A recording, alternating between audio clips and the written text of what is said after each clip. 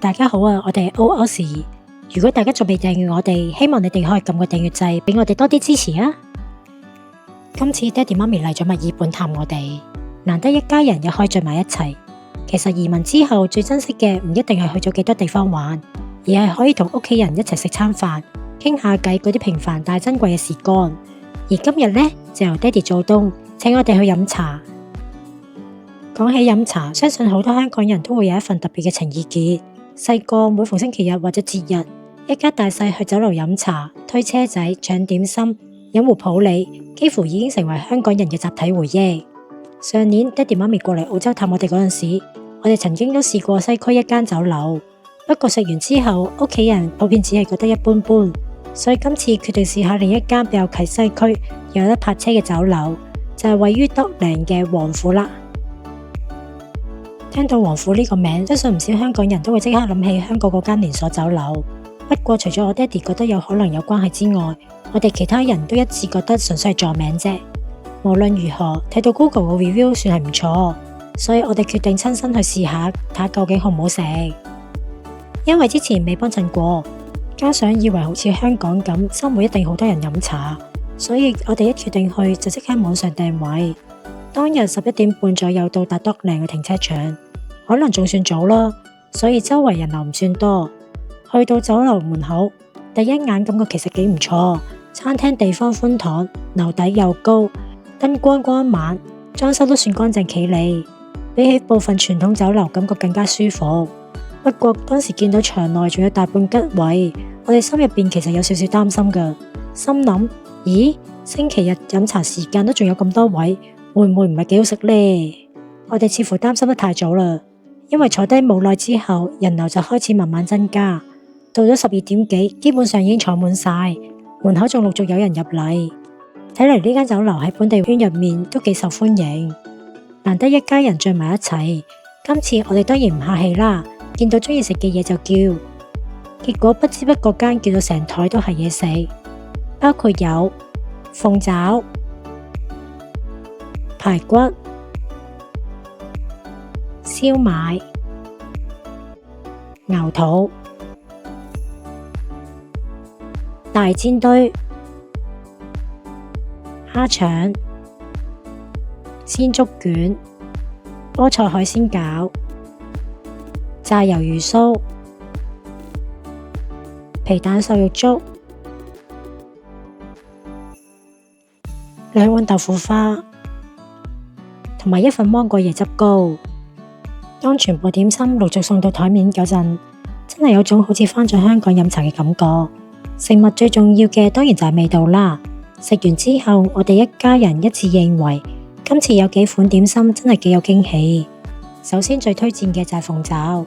夠腍夠入味，蒸得非常透徹，一咬已經骨肉分離，份量算多又夠大隻，一籠有5至6隻。另外燒賣外觀同香港有少少分別，但係味道意外地好味，豬肉同埋蝦肉比例平衡，又冇豬騷味喎。而菠菜海鮮餃同香港都有得比，外皮夠薄，蝦都夠大隻，餡料亦都幾足料，味道鮮甜。至於甜品方面呢，芒果椰汁糕就最有驚喜，芒果味香濃，椰汁味清甜又唔會太搶，兩者平衡得好好。老實講啊，其中有幾款甚至令我覺得比香港嘅部分酒樓做得更好味。話俾你哋聽啊，我哋隔咗1個星期之後又再去呢間酒樓飲茶，今次直接點咗2個呢個甜品嚟食添啊！當然唔係每款都咁出色啦，牛肚、炸魷魚鬚、大煎堆同埋鮮竹卷，我哋就覺得中規中矩啦，唔算特別差，但亦未去到令人有驚喜嘅程度。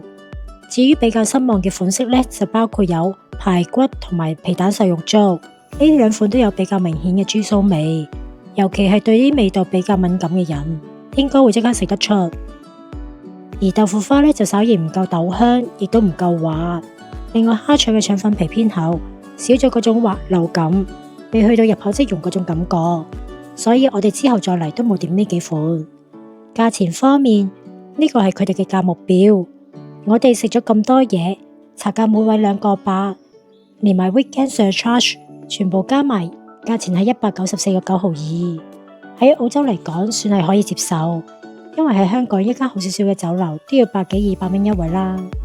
講開飲茶，我發現澳洲好多酒樓到而家都仲保存住點心車嘅文化，職員推住一架架點心車四圍行，見到啱就即刻截停落單。反而香港依家大部分嘅酒樓都已經改晒用點心紙或者手機落單。我爹哋媽咪就特別中意點心車呢種模式，佢哋話見到食物喺面前經過，真係會忍唔住叫多幾籠，而且成個過程熱鬧好多，亦更加有以前香港飲茶嗰種氣氛。雖然從理性角度嚟講，點心車確實容易令人食多咗使多咗錢，但有時飲茶食嘅唔止係點心，仲係嗰份回憶同埋氣氛。總括嚟講，今次 Dockland 呢間王府比西區嗰間酒樓乾淨啲，又好味好多，比我哋預期中更加好，環境舒適，服務亦都好好，部分點心仲要有驚喜。雖然都有幾款我哋覺得可以改善，但係整體嚟講絕對值得再嚟。價錢呢就比西區嗰間貴少少，但係我覺得喺墨爾本嚟講算係可以接受，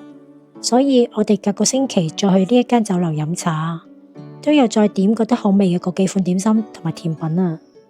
仲有就係呢間酒樓嘅停車場有個半鐘免費泊車。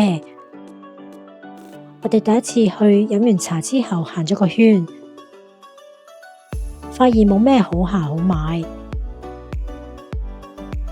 不過嗰度有幾多唔同款嘅餐廳，所以如果你住喺墨爾本，又想揾間酒樓同屋企人飲下茶、食下點心，我覺得呢間係值得試下嘅。但係可以飲完茶就轉場，再其他有更多嘢買，可以泊更長時間嘅商場好過。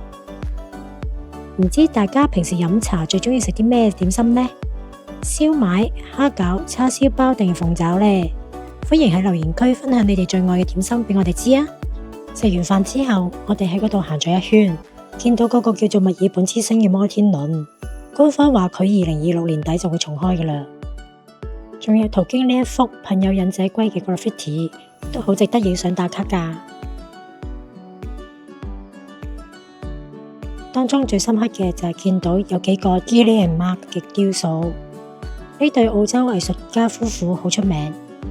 好擅長用狗頭人身同埋兔頭人身嘅角色去宣揚愛、包容同動物保育嘅信息。最特別嘅係呢組作品用咗巨型雀鳥圍埋飲茶做主題，